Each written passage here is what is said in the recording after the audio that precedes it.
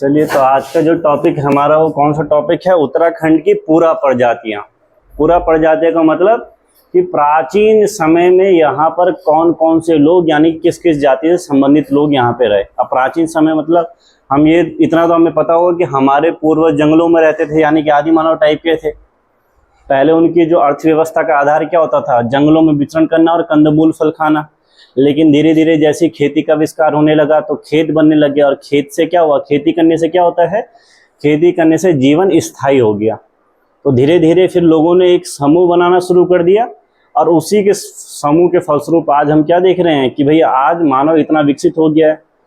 मतलब आज को जो मानव है किसी न किसी प्रजाति से संबंधित रहा होगा, यानी कि हमारे पूर्वज बांदर ही रहे होंगे, सभी के रहे होंगे, जितना तो मानते होंगे। तो जो अध्ययन हम जब करते हैं तो उसके अनुसार हमें उत्तराखंड की 3 पुरा प्रजातियां हमें पता चलती हैं। एक है हमें हमारी कौन सी? कोल। एक पुरा प्रजाति कौन सी है? आपके किरात। और एक है आपके खस। ठीक है, तो ये 3 पुरानी प्रजातियां, यानी कि हम में से किसी के पूर्वज इनमें से एक रहे होंगे। तो इनमें से भी की डिबेट होती सबसे पहले कि सबसे पुरानी प्रजाति कौन सी है। तो जो अधिकतर जो इतिहासकार है और जो खासकर हमारा जो आयोग है वो किसको मानता है? कोल को मानता है। ठीक है, इसको माना जाता है। यानी कि उत्तराखंड की पूरा प्रजाति पूछी जाए तो क्या होगी? हमेशा कोल होगी। हाँ, अगर किसी इतिहासकार के नाम के साथ पूछ रहा है कि इस इतिहासकार ने क्या माना है, तब आपको वो याद रखना पड़ेगा किस किस इतिहासकार ने किसको कहा। ठीक है, नॉर्मल पूछा तो नॉर्मल कौन सा है? आपका कोल ही है। तो आज हम वही पढ़ने जा रहे हैं, कोल प्रजाति। अब कोल प्रजाति को सबसे प्राचीन जाति मानने वाले व्यक्तियों में कौन है? एक आपके शिव प्रसाद डबराल जी हैं, शिव प्रसाद डबराल। और इनके साथ एक और व्यक्ति जो इस बात को मानते हैं, उनका नाम है राहुल सांकृत्यायन। सांकृत्यायन, ठीक है। तो शिव प्रसाद डबराल या राहुल सांकृत्यायन के अनुसार सबसे प्राचीन जाति कौन सी हो गई? हमारी कोल हो गई। नॉर्मल में भी अगर पूछे कि सबसे प्राचीन जाति कौन सी है? कोल है। अब कोल को प्राचीन जाति माना जा रहा है तो कहीं ना कहीं से तो प्रमाण मिलते होंगे। तो सबसे पहले कि ये कोल शब्द आया कहाँ से, ये उत्पत्ति कहाँ से मिलती है? अब देखो, कोल का जो सबसे पहला जिक्र यानी कि उत्पत्ति के बारे में हम बात कर रहे हैं, तो एक जगह हमने सुनी होगी, मोहनजोदड़ो। सिंधु घाटी जो सभ्यता बनी, तो उसमें एक स्थल है आपका मोहनजोदड़ो। वर्तमान में कहाँ है? आपका सिंध क्षेत्र में है, पाकिस्तान के। मोहनजोदड़ो का मतलब क्या होता है? आपका मृतकों का टीला होता है। तो वहां से हमें एक शिलालेख प्राप्त हुआ है, और किसका प्राप्त हुआ है? राजा मंदाता उसमें मिलता है कि मोहनजोदड़ो के शिलालेख में। तो वहां हमें एक कोल शब्द के बारे में जानकारी मिल रही है। यानी कि उत्पत्ति कहाँ से मानी जा रही है इसकी? मतलब हम जो बोल रहे हैं कि आर्य लोग आए, आर्यों की सभ्यता क्या थी? वैदिक सभ्यता कह सकते हैं, ऋग्वेदिक सभ्यता बोल सकते हैं। उससे पहले सिंधु घाटी सभ्यता, और वहां के प्रमाण मिल रहे हैं हमें। तो किसका नाम मिलता है? राजा मंदाता। इनका एक मंदिर भी मिलता है, कौन सा? ओमकारेश्वर में इनका एक मंदिर है, सूर्य मंदिर। ओमकारेश्वर में इनका एक मंदिर भी मिलेगा। ठीक है, तो इनकी जानकारी कहाँ से मिल रही है हमें? मोहनजोदड़ो के शिलालेख से। और उसमें किसका नाम मिल रहा है? राजा मंदाता का। इसका मतलब राजा मंदाता भी एक कोल समुदाय से रहे होंगे। ठीक है, अब देखो, सिंधु घाटी सभ्यता का जब विनाश हो गया था तो उसके बाद हम आगे का काल पढ़ते हैं, तो धीरे धीरे क्या माना जाता है कि भाई इसके बाद क्या हो गया? सभ्यता का विखंडन हो गया। तो बहुत सारे छोटे छोटे प्रांत या गुट बोल सकते हैं, या जन बोल सकते हैं, जनपद बोल सकते हैं, इसका निर्माण हो गया। जैसे हम पढ़ते हैं, आपका मल्ल पढ़ते हैं, वैदई पढ़ते हैं, जनक पढ़ते हैं, ठीक है, मौर्य पढ़ते हैं। तो बहुत सारे छोटे छोटे महाजनपद बने। अब उनमें से हमें सारे नहीं पढ़ने, एक पढ़ना है। एक था आपका कोलिया, एक गण बोल सकते हैं, या एक ग्रुप हुआ आपका, कौन सा? कोलिया। और एक और हुआ आपका शाक्य। अब इस शाक्य जो गण था आपका, इसके जो प्रधान हुए, प्रधान कौन थे? शुद्धोधन। क्या नाम रहता है? शुद्धोधन। और कोलिया वंश में एक राजा हुए, उनका नाम था राजा अंजन। और इन अंजन की पुत्री का नाम रहता है महामाया। क्या नाम रहता है? अब ये शुद्धोधन और महामाया का नाम हमने सुना होगा, क्योंकि शुद्धोधन और महामाया का क्या हुआ था, विवाह हुआ था। और इनके विवाह के बाद जो इनकी संतान हुई वो किस नाम से जानी गई थी, सिद्धार्थ के नाम से जानी गई थी। किस नाम से, सिद्धार्थ। अब यही सिद्धार्थ आगे चलकर किस नाम से जाने गए थे, गौतम बुद्ध। अब गौतम बुद्ध ने एक नया धर्म शुरू किया था। कौन सा धर्म शुरू किया था, बौद्ध धर्म। अब देखो बौद्ध धर्म क्यों शुरू हो रहा है, कारण क्या है उसका। कोई भी नई चीज की शुरुआत क्यों होती है, आपको नया फोन चाहिए तो क्यों चाहिए, पुराने में कोई खराबी होगी या परेशान हो गए होंगे। पुराना बढ़िया चल रहा है तो जाहिर सी बात है अब नया की शुरुआत नहीं करोगे। अब वैदिक समाज में उसमें एक दिक्कत तो थी कि जाति व्यवस्था स्थापित हो गई थी, तो जो निम्न तबके के लोग थे उनको भगवान को पूजने का अधिकार नहीं था, ठीक है, पढ़ने लिखने का अधिकार नहीं था। मूर्ति पूजा पर ज्यादा बल दिया जा रहा था कि भाई इतने भगवान है तो उनको टेंशन है कौन कौन से हैं। फिर दूसरा कि खर्चा इतना, अगर पूजा वूजा करानी हो तो एक निम्न जाति का जो निष्कासित सदस्य है वो कैसे इन सारी चीजों, मतलब उनको तो ये लगेगा कि भाई हमने ऐसा क्या पाप कर दिया कि हम इस जाति में पैदा हुए, हम तो भगवान को पूज ही नहीं पा रहे हैं।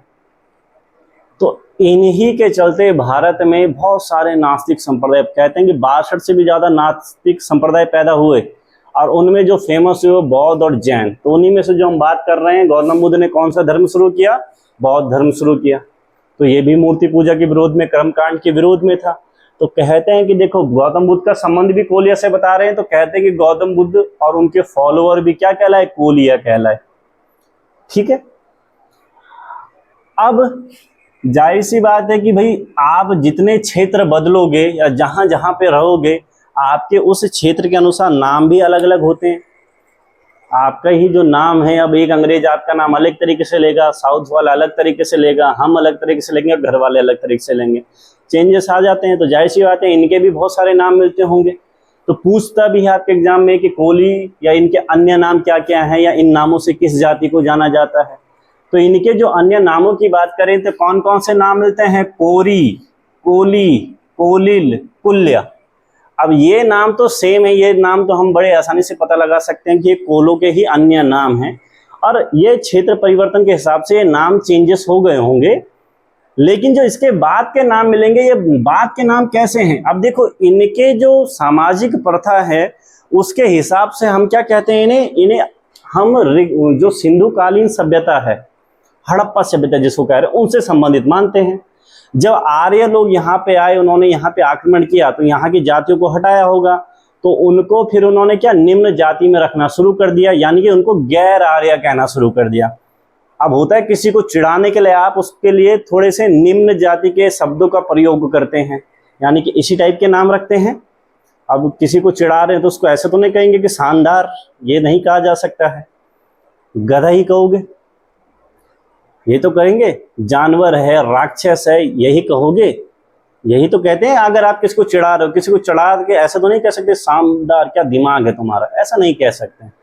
तो जाहिर सी बात है कि जब आर्य लोग यहाँ पे आए तो उन्होंने इनको निम्न जाति का या गैर आर्य बताना शुरू किया, तो उन्होंने इनके क्या क्या नाम रखने शुरू कर दिए, इनका नाम रखना शुरू कर दिया सबर, दस्यु, पुनकर, यानी कि ये आर्यों के द्वारा रखे हुए नाम है इनके, ठीक है। अब हम लोग स्वयं को आर्य मानते हैं, यानी कि हमने इनको एक तरीके से नाम दिए हैं, ठीक है। और मुंड नाम इनका इस वजह से पड़ा है क्योंकि इनकी लैंग्वेज, इनकी भाषा क्या थी, मुंड भाषा थी। कौन सी भाषा रहती है, मुंडा भाषा। अब इस क्षेत्र में रहे तो जाहिर सी बात है कि सबसे प्राचीन इनको मान रहे हैं, इनकी भाषा का थोड़ा बहुत प्रभाव तो हम पे देखने को मिलता होगा।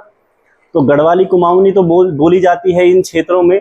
तो गढ़वाली में आपने काफी शब्द सुनोगे जिनमें लास्ट में दा या तड़ा ऐसे शब्द आ रहे हैं, या वह शब्द आ रहा है, ये मुंडा भाषा का ही प्रभाव है गढ़वाली और कुमाऊनी पर।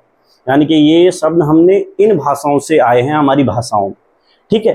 तो ये याद रखना क्योंकि ये क्वेश्चन बन चुका है, मुंड और सबर किस जनजाति का नाम है, तो पूछा जा चुका है, तो इसलिए इंपॉर्टेंट है। तो मुंड नाम क्यों पड़ा इनका, इनकी भाषा के आधार पर। बाकी सबर, दस्यु, पुनकर ये नाम किसके द्वारा दिए गए हैं, आर्यों के द्वारा दिए गए हैं, एक तरीके से लांछन के रूप में या दबे कुचले वर्गों के रूप में इनको ये नाम दिए गए हैं, ठीक है। इसके अलावा इनकी जानकारी कहाँ कहाँ से मिलती है, तो देखो इनकी जानकारी की बात करें तो एक तो हमें शिलालेख मिला, कौन सा, मोहनजोदड़ो के शिलालेख से किसके बारे में पता चला, हमें कोलों के बारे में पता चला।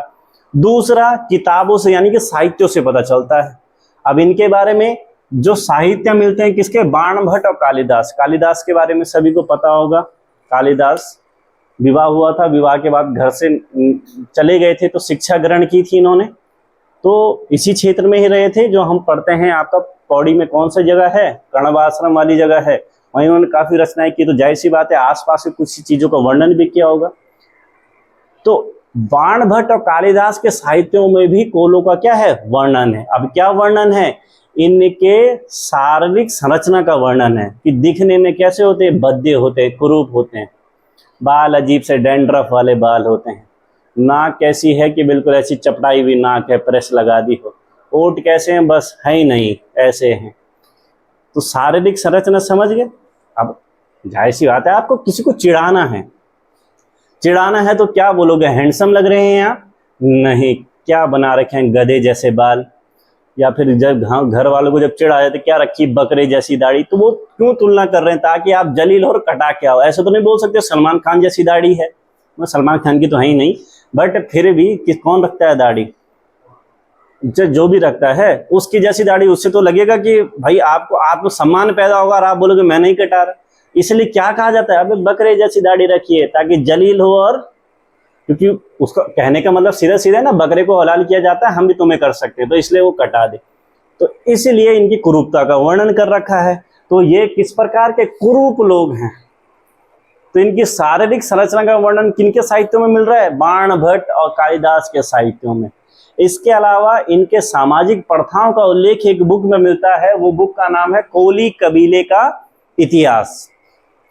अब कोली कबीले का इतिहास, इस बुक को लिखा है बच्चू भाई पीतांबर कमवेद ने।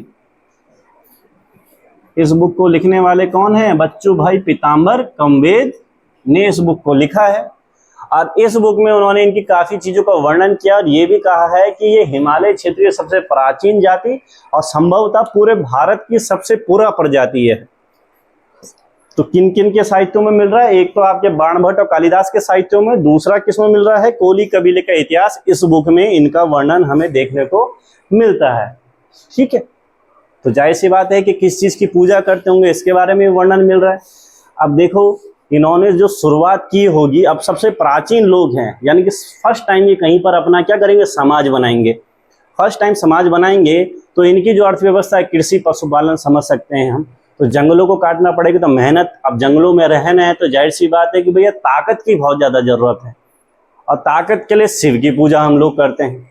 क्योंकि हम जब हड़प्पा सभ्यता पढ़ते हैं वहाँ भी हमें एक चित्र मिलता है पशुपति नाथ का, जिनको हम बाद में किससे जोड़ देते हैं, शिव से। ताकत के लिए शिव, क्योंकि भाई जंगल या इधर के वही हैं मेन देवता, उनका निवास स्थान। कहते हैं ना कि जिस तरीके से भगवान हैं, विष्णु जी हैं, ब्रह्मा जी हैं, आपके कौन है, शिव जी हैं, तो अलग अलग चीजें हैं, हर किसी का पैरामीटर अपना अलग अलग है, शिव जी का अलग है। तो हम लोग ज्यादातर, हम किन क्षेत्रों के निवासी हैं, पहाड़ी क्षेत्रों के निवासी हैं, तो यहाँ अधिकतर आपको किसके मंदिर ज्यादा दिखते हैं, शिव के या विष्णु के, शिव के ज्यादा मिलते हैं। क्योंकि यहाँ के हिसाब से, यहाँ के भौगोलिक व्यवस्था के हिसाब से शिव को ही पूजा जाता है। रीजन, शक्ति का प्रतीक है। ठीक है, तो हमें हड़प्पा सभ्यता में शिव की पूजा का उल्लेख मिल रहा है। इस आधार पे ही हम कह रहे हैं कि हिंदू धर्म को, क्योंकि शिव हिंदू धर्म के हिसाब से ही भगवान माने जाते हैं, हम ही पूछते हैं उन्हें, यही होता है। इसलिए हम क्या बोल रहे हैं, हिंदू धर्म, यानी कि शिव के उपासक। अब शिव के उपासक है तो आजकल तो सावन का महीना भी चल रहा है। अब शिव की पूजा के लिए मंदिर भी जाओगे आप, व्रत रखेंगे, तो जब शिव के मंदिर में जाते हैं तो फिर दूध लेके जाया जाता है। तो सबसे पहले चढ़ाते कहाँ हैं, वो दूध कहाँ चढ़ाया जाता है, शिवलिंग में चढ़ाया जाता है। यानी कि अगर शिव की पूजा होगी तो लिंग की पूजा भी होगी, और शिव जी के गले में और लिंग के आसपास और या शिव के गले में भी कुछ चीज रहती है। क्या रहती है, नाग रहता है, नाग की पूजा भी होती होगी। अब देखो, जो शिव जी को मानना, ये पूरा क्षेत्र शिव जी को मानता है। ठीक है, अब आपको ऐसी खतरनाक जगह में रहना है, जंगल में, जहाँ विभिन्न प्रकार के जानवर, विभिन्न प्रकार की बीमारियां हैं, यानी कि उनसे लड़ना पड़ेगा। तो डर कम होगा या ज्यादा होगा, डर ज्यादा होगा। अब जब डर ज्यादा होगा तो भगवान को पूजने का तरीका भी थोड़ा चेंज हो जाता है। अब होता है ना कि जब इंसान बहुत ज्यादा डर जाता है तो फिर उनको एक सजेशन मिलता है, तब बोलते हैं कि हमारे गांव में एक पूजा है, हमारे परिवार में, अब हम क्या कर रहे हैं, बलि देने वाले हैं। जब आदमी ज्यादा डरा हुआ रहता है तब जो पूजा करता है तभी तो बलि देता है। नॉर्मल तो ऐसे तो नहीं कि सोमवार को मंदिर में गए बलि दे के आ गए, नहीं, वो डर के आधार पर तय होता है कि आप किस प्रकार की अर्चना वहां पे करेंगे। तो इसका मतलब अगर शिव की पूजा कर रहे होंगे, इस क्षेत्र में रह रहे होंगे, तो बलि प्रथा भी होगी। अब डर ज्यादा होगा तो झाड़ फूक भी होता होगा, बेलपत्री भी शिव जी पे चढ़ती है, यानी कि वृक्षों की पूजा भी होगी। अब देखो ना, शिव या शैव संप्रदाय जो है उसके काफी सारे पार्ट हैं, कापालिक है, पाशुपत है, बहुत सारे संप्रदाय हैं। आपने देखा होगा काफी ऐसे, हरिद्वार की तरफ आप जाएंगे तो वहां देखेंगे काफी ऐसे भी होंगे शैव धर्म को मानने वाले जो लाश जलती है उसी को खाते हैं, और वो खोपड़ी का यूज भी जादू टोना के लिए करते हैं। यानी कि अगर आपको शिव को मानोगे तो शिव में ये सारी चीजें आपकी आ जाती, ये उन्हीं से ही कनेक्टेड है। तो मतलब अगर ये शिव की पूजा कर रहे हैं तो लिंग पूजा भी कर रहे होंगे, नाग की पूजा भी कर रहे होंगे, प्रकृति की पूजा भी कर रहे होंगे, जादू टोना भी होगा, बलि प्रथा भी होगी। और अब अगर आपके यहाँ पर जब सामूहिक कार्यक्रम होता है गाँव में, जब पूजा होती है सामूहिक कार्यक्रम, तो गाँव वाले आ जाते हैं बिल्कुल एक चौक वॉक में, और फिर वहां पर लगता है मंडाण, है ना। जैसे प्रीतम भरतवाण जी आते हैं, जैसे ही वो गाना शुरू करते हैं तो फिर वो महफिल में 2-4 आवाजें आने लग जाती है ना, फिर उनको चावल वावल देते हैं तो तब वो जाके शांत वांत होते हैं। यानी कि लगाते क्या है, वो जागर ही तो लगाते हैं। तो ये सारी चीजें होंगी, तो जागर की भी शुरुआत इन्हीं के टाइम से मानी जाती होगी, यानी कि जागर भी इनके टाइम पे होता होगा। ठीक है, क्या होता होगा, जागर, यानी कि जागर का प्रचलन भी होगा। इसके अलावा कुछ इतिहासकार ये भी कहते हैं कि जो हमारे विष्णु जी हैं, विष्णु जी के कितने 10 अवतार बोले हैं हमने, ठीक है। 10 अवतार में शुरुआत के जो अवतार हम पढ़ते हैं वो कौन से हैं आपके, मत्स्य अवतार हो गए। उसके बाद कौन सा अवतार आता है, कूर्म अवतार आता है। कूर्म अवतार के बाद कौन सा आता है, वराह। वराह के बाद कौन सा आएगा, नरसिंह अवतार आएगा। वैसे ये अगर साइंटिफिक तरीके से देखें तो जीवन जैसे जैसे आगे बढ़ा है उसी प्रकार से इनका भी वर्णन है। मत्स्य यानी कि जीवन सबसे पहले कहाँ आता है आपका, जली में आया था, मत्स्य पुराण। उसके बाद धीरे धीरे उभयचर प्राणी बनने लगे तो आपका कूर्म अवतार आ गया। तो ये शुरुआत, ये लोग शुरुआती लोग हैं, इन्होंने भी तो कुछ ना कुछ संकल्पनाएं दी होंगी। तो माना जाता है कि ये शुरू के जो 4 अवतार है, मत्स्य, कूर्म, वराह और नरसिंह अवतार, ये किसकी देन है, इन कोलों की ही देन है। ठीक है। इसके अलावा जो हमारी कोली कबीले का इतिहास है, इसमें एक वर्णन मिलता है कि ये लोग आत्मा को भी मानते हैं, कि जो हमारे शरीर में दुख दर्द होता है, ठीक है, वो किसके कारण होता है, कि हमारे देवता नाराज हो गए, यानी कोई है ऐसा जो नाराज हो गया, उस वजह से ही हमें क्या हो रहा है, दुख बीमारी हो रही। अब देखो शिक्षा नहीं है ना, एजुकेशन उस टाइम पे तो नहीं रही होगी, जंगलों में रहते तो दुख बीमारी ज्यादा होती होगी। तो ये क्या सोचते, कोई ना कोई हम पे क्या है, नाराज है, इस वजह से ही हम क्या हो रहा है, ये थोड़ा सा परेशानी वाली बात है। तो ये हमें किस में मिल रहा है, इनके कोली कबीले के इतिहास में मिल रहा है कि आत्मा की सत्ता को स्वीकारते थे। ठीक है।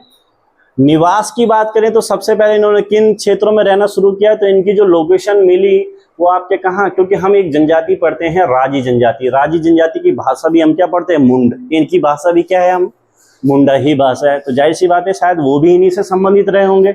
अब उनकी लोकेशन कहाँ मिलेगी, वो काली नदी के आसपास वाले क्षेत्रों में, या तो नेपाल में, या फिर उससे टच एरिया कौन सा है आपका, पिथौरागढ़ का कौन सा, अस्कोट और मुंशियारी वाला क्षेत्र, डीडीहाट वाला क्षेत्र। तो इनका निवास स्थान भी यहाँ पे माना जाता है कि भाई यहीं से इन्होंने शुरुआत की होगी। अब ऐसा क्यों, क्योंकि देखो इसके, क्योंकि पिथौरागढ़ आपका तिब्बत वाले क्षेत्र से भी टच होता है, तो जाहिर सी बात है कि भूटिया लोग भी वहाँ रहते हैं, व्यापार के लिए जाने जाते हैं। और जब आप किसी जगह जाते हैं, किसी क्षेत्र में रहते हैं, तो जाहिर सी बात है कि वो लोग भी आपसे कुछ ना कुछ सीखेंगे और आप भी उन लोगों से कुछ ना कुछ सीख जाओगे। अब जो चीज़ें आप गांव में या जहां आप रहते हैं वहां अप्लाई करते हैं, यहाँ आके काफ़ी चीज़ें चेंज हो गई होगी। गांव में आप 7 बजे खाना खा लेते होंगे, यहाँ 12-12 बजे खा रहे हैं, तो आपने कुछ ना कुछ सीख लिया यहाँ के, यही तो हो रहा है। ठीक है, होता है ये सारी चीज़ें। अब गांव में उठ रहे हैं 4 बजे, यहाँ उठ रहे हैं शाम के 4 बजे, अंतर है दोनों में, होता है ऐसा। तो अब इन्हों कहते हैं कि इनके यहाँ भी एक प्रथा चल पड़ी, कौन सी प्रथा, कुमार कुमारी प्रथा। कौन सी प्रथा, ये भी याद रखना, कुमार कुमारी प्रथा किस में बताई जाती है, कोलों में बताई जाती है। कुमार कुमारी प्रथा क्या है, देखो अब हमने भूटिया जनजाति पढ़ी थी और उसमें हमने एक चीज पढ़ी थी, रंग भंग प्रथा। रंग भंग प्रथा, अब रंग भंग प्रथा क्या है कि जैसे आपने सुना होगा आजकल बैचलर पार्टी होती है, आजकल देते ना बैचलर की मेरी अब शादी होने वाली है तो चलो लास्ट पार्टी है मेरी खुशी की, ऐसा कुछ माना जाता है।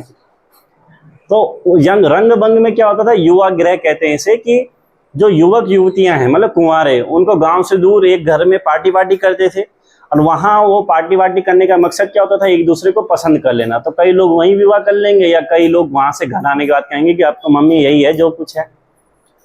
तो मतलब एक तरीके से एक दूसरे को पसंद कर लें। तो ये भूटियों में प्रचलित है ये प्रथा। तो कहते हैं कि ये प्रथा कोलों में भी प्रचलित थी। कैसे? क्योंकि जब वो इनके प्रभाव में आए होंगे, क्षेत्र भी वही है, प्रभाव में आए होंगे, तो इन्होंने उनसे सीख ली। तो यानी कि इनके यहाँ कुमार कुमारी प्रथा थी, किसके प्रभाव में? भोटिया या भूतांत्रिक प्रभाव के कारण इन्होंने भी क्या कर दिया, इस प्रथा को अपने यहाँ शुरू कर दिया। ठीक है। भाषा की जो बात करें, भाषा क्या है इनकी, कौन सी भाषा है? मुंड, क्योंकि इसी के आधार पर इनका एक नाम पड़ा है ना, मुंड। ठीक है।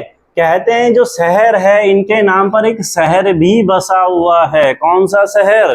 कोलावा। कोलावा शहर का नाम आपने सुना होगा। कहाँ है कोलावा? महाराष्ट्र में मिलेगा आपको। ठीक है। इसके अलावा अब जब जागर होती है गांव में, तो क्या नृत्य भी होता है?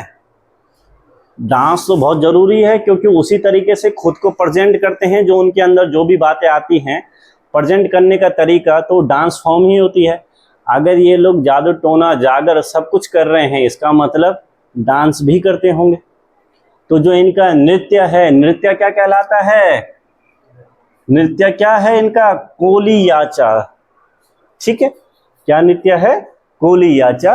और कौन कौन से ऐसे लोग हैं जिनका संबंध हम कोली से समझते हैं? कौन कौन से ऐसे लोग हमने देखे हैं? तो दो लोग का हम वर्णन कर चुके हैं। एक तो हमने राजा मंदाता के बारे में पढ़ा था कि राजा मंदाता जी का संबंध किससे था? कोलो से था, वहीं से नाम मिला। दूसरा, गौतम बुद्ध का संबंध भी हम किससे बताते हैं? कोलो से बताते हैं। इसके अलावा महर्षि वाल्मीकि जी का नाम सुना होगा आपने। अब देखो, महर्षि वाल्मीकि की जब हम कहानी पढ़ते हैं तो शुरुआत में वो ऐसे महर्षि नहीं थे, लुटेरे थे, चोर डाकू थे। अब आदमी चोर डाकू क्यों बन रहा है? रीजन क्या है? चोर डाकू तभी बनेगा जब क्या है, संपत्ति नहीं है। वैसे वो बात अलग है, कुछ लोग संपत्ति होने के बाद भी चोरी करते हैं, लेकिन एक किसी की जान लेने वाला बिल्कुल एक लुटेरे टाइप में चोरी तो बहुत तरीके की होती है, लेकिन एक कैसी बोल सकते हैं, बिल्कुल ऑडियो विजुअल चोरी जो हो रही है आमने सामने, तो इतनी हिम्मत वही करेगा कि जिसको पता है कि अगर चोरी नहीं की तो खाऊंगा कुछ नहीं। तो इन्होंने भी कुछ साधुओं को लूट लिया था, तो उन्होंने इनको ज्ञान दिया कि भैया राम राम बोलो, तो इन्होंने बोला राम राम नहीं बोला जाता, तो मरा मरा बोलो। इस तरीके से धीरे धीरे फिर अध्यात्म की तरफ आए। उन्होंने कौन सी बुक लिख दी? अब देखो, अगर ये चोरी कर रहे हैं तो जाहिर सी बात है ये निम्न जाति के रहे होंगे, क्योंकि भाई उच्च जातियों के तो ये समस्या नहीं थी उस टाइम पे, निम्न जाति वालों के लिए समस्या थी। जंगलों से बाहर उनको रहना पड़ता था, या जंगलों में रहना पड़ेगा, समाज में नहीं। अगर वो शहर के अंदर आ भी रहे तो उनको क्या करना है, ढोल वोल बजा के आना है, ताकि लोग, पहले ही माना जाता था ना कि इनकी छाया भी हम पे पड़ जाए। क्योंकि गाँव में देखो पानी वानी भी इनका अलग होता था, मंदिर में प्रवेश नहीं कर सकते थे, ये भी बहुत बवाल मचता है काफ़ी चीज़ों के लिए। तो इनका संबंध माना जाता है। अब कैसे माना जाता है कि इन्होंने एक बुक लिखी है रामायण, बहुत फेमस हुई, वाल्मीकि जी के द्वारा रचित रामायण। तो जो रामायण है, इस रामायण को महाराष्ट्र के क्षेत्र में आज भी क्या कहा जाता है? कोरी वाल्मीकि रामायण कहा जाता है। ठीक है। रामायण को महाराष्ट्र में आज भी कोरी वाल्मीकि रामायण कहा जाता है। मतलब कि भैया कोरी समुदाय से संबंधित रहे होंगे आपके वाल्मीकि। अब कोरी नाम पढ़ा है हमने, किसका नाम है आपका? कोल जनजाति का ही नाम है। इसके अलावा कबीर, कबीर का संबंध भी किससे बताया जाता है? कोलों से बताया जाता है। क्योंकि कबीर किस चीज के लिए प्रसिद्ध थे? उनके दोहे बड़े प्रसिद्ध हैं। तो उनके एक दोहे में एक चीज मिलती है, कहत कबीरा कोरी। कहत कबीरा कोरी की यानी कोरी कबीर क्या कह रहे हैं।